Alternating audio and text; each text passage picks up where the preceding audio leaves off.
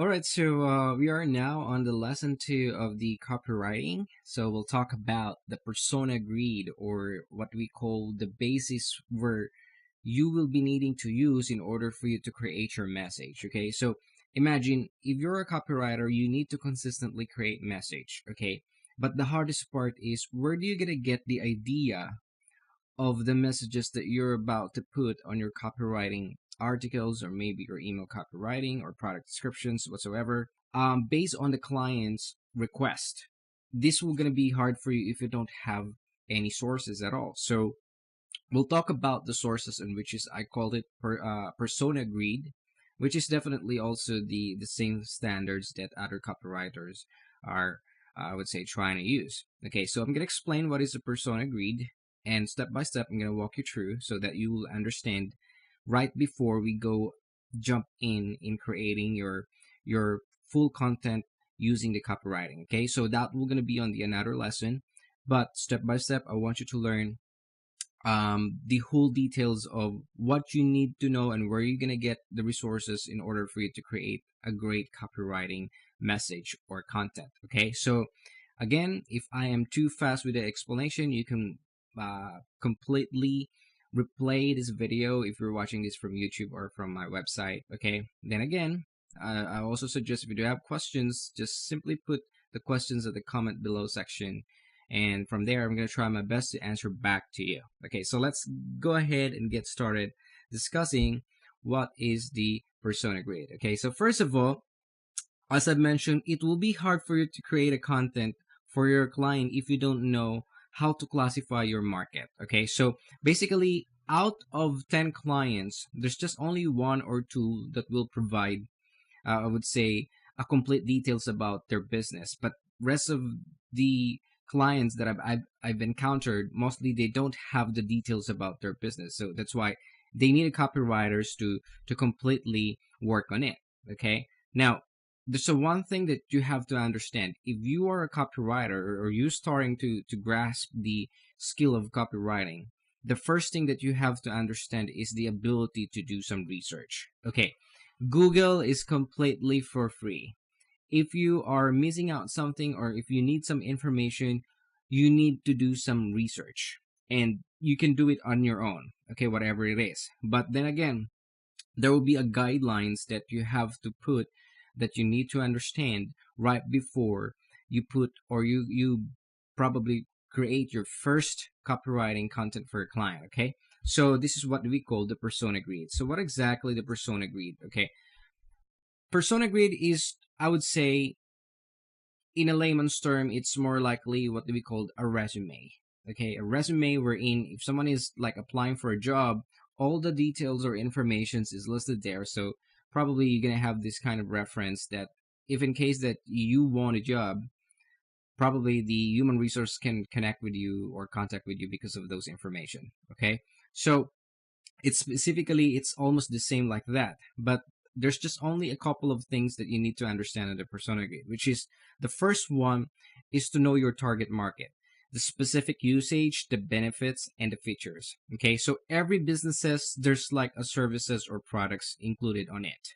Okay, you need to have like a great understanding when it comes on the usage, benefits, and features of the products.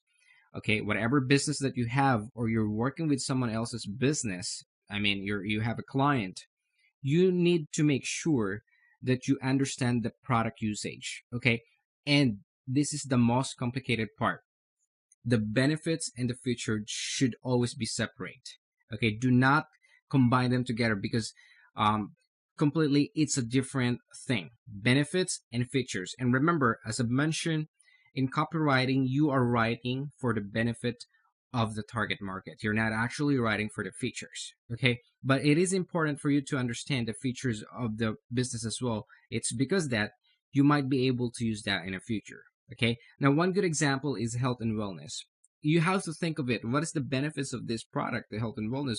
What is the usage? What is the feature of this product? Okay, once that you understand the target market specifically, you need to jot it down and list all of those things so that you'll be able to have guidelines later once that you started to create this kind of messages or content using your copywriting skill. Okay. Number two is the age, the way how you will communicate to your market.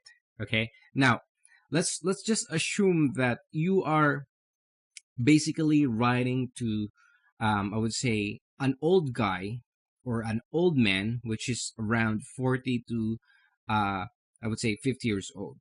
Okay. So if you're going to try to write down a copywriting message, do you think I would say that the target market can understand you if the approach that you were going to use is for, I would say, more likely for the age of technology, let's say 20 or 24 people who are involved in technologies, it will going to be hard for them to understand it. Okay. Now, I know that communicating to, let's say, target market based on the age is the most hardest part.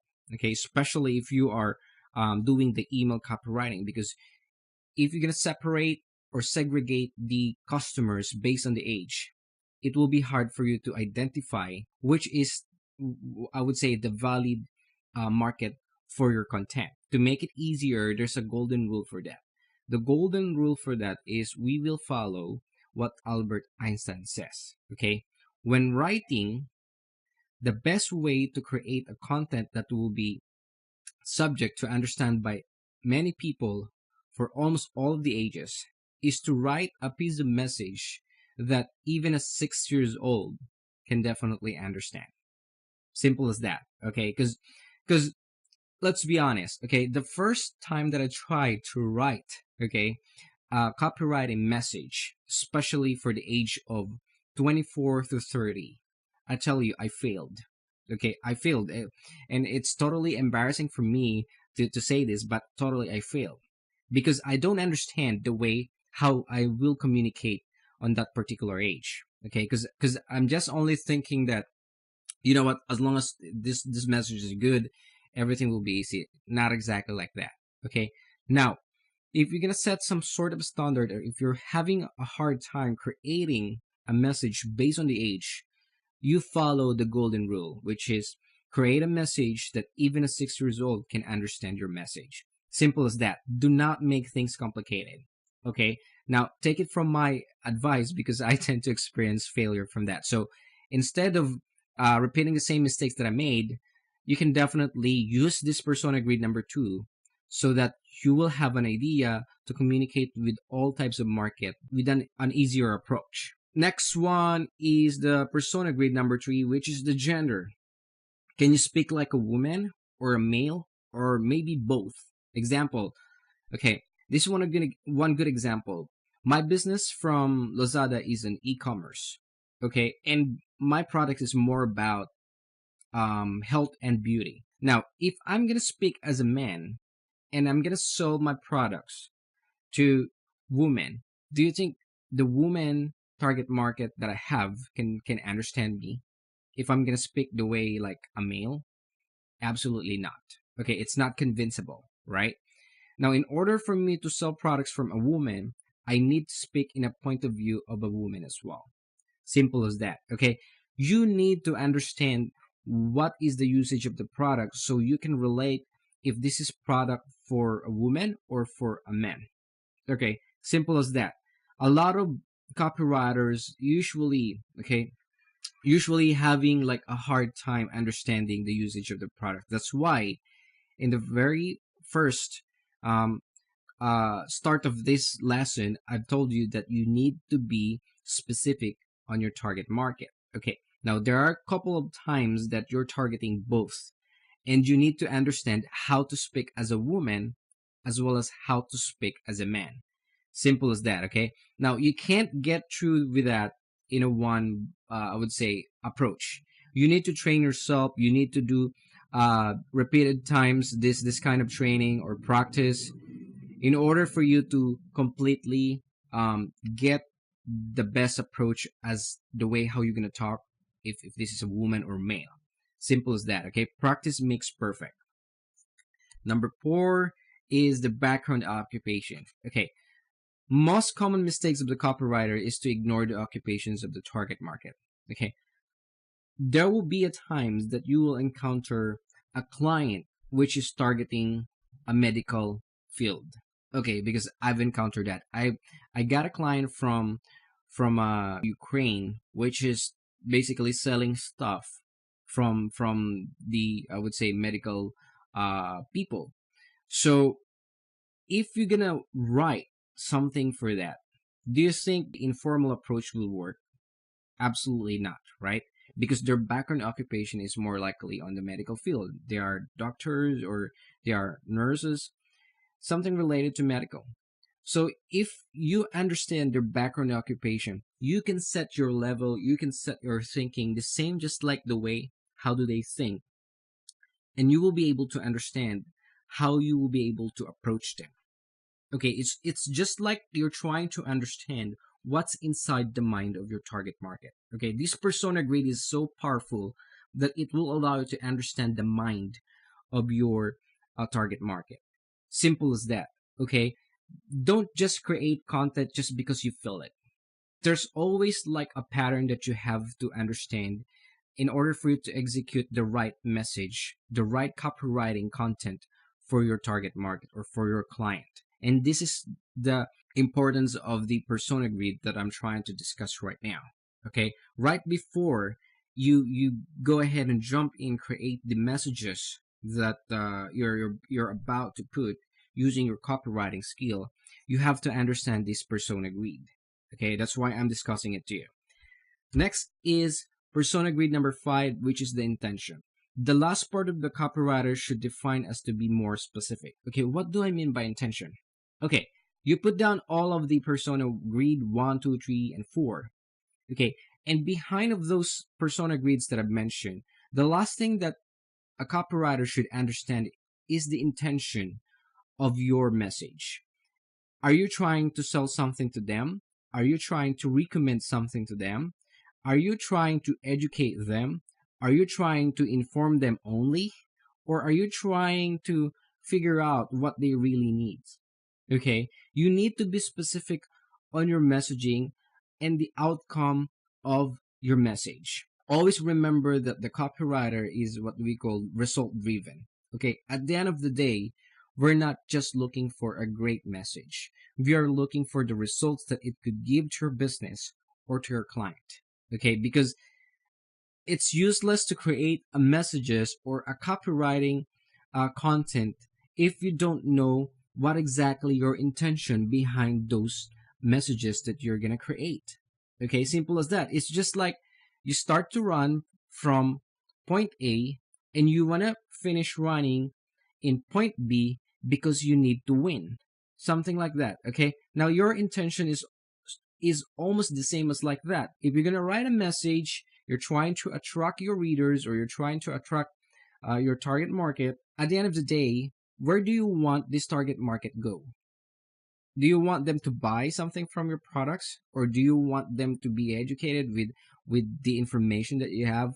It's up to you, but you have to understand your client or your business should have this kind of intention behind the copywriting messages or content that you would like to involve on that kind of particular, I would say, approach. Okay, so we have persona grid 1, 2, 3, and 4. Okay, just to recap, that's the target market, the age, as well as what we call the gender, the occupation, as well as the intention.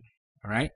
So the last thing that you have to understand is the content variation. Okay, I'm more specific on this through the language that you're gonna use. As I've mentioned, common mistakes of many copywriters is they think that copywriting only works with one kind of I would say language, which is English. Okay, I'll tell you this: copywriting can be used using your own language.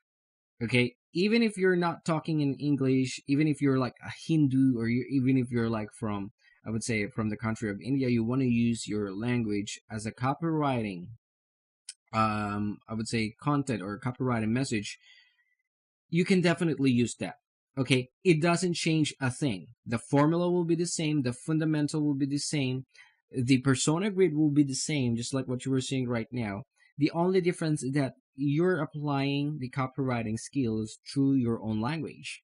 Okay, so let's say if you're trying to do business locally in your country, still you can use the copywriting. Okay, that's the most would say conception of many copywriters, because they think that copywriting is just only for those people who has the ability to speak English. Not true at all. You can use the copywriting in your own language. Okay, now assessment, just in case that you'll be needing to attend or provide your business service to different clients or for different countries, you will encounter now the following. Okay, copywriting using the American English, which is the one that we usually hear. Okay, then next one is Australian English, which is different from I would say American. British English is also different from American and from Australian. Okay, they do have a different slang words and other stuff like that. And last thing is, before this doesn't include, but now it's included, the Asian English. Okay, Asian English is almost same as the American English, but it's much more natural and much more easier to understand, just like what I'm using right now. It's an Asian English. Okay, but then again, American, Australian, British clients, they do have a different way of saying words or saying those words that they wanna put or see on your content messages. But then again, as long as you have the persona agreed, you are clear to the message that you would like to convey.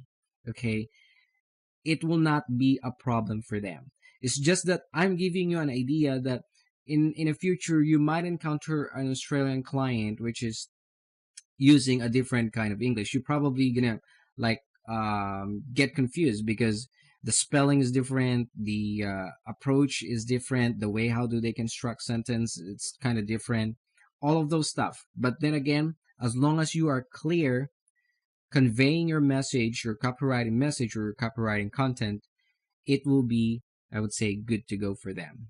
Okay, as long as you understand and as long as you're applying this persona grid that I've discussed today. Okay, so thank you so much for watching this video. If you have questions, just put it on the comment section. I'm going to try to answer back in the fastest way. And on the next lesson, I'm going to teach you how to create a magnetic headlines. Okay, so probably we're going to discuss now how to fully construct your first headline, which can definitely attract more attentions or more leads for your business. Okay, and this is where the start of creating or composing your copywriting message. Okay, so thank you again for watching this video and see you on my next lesson.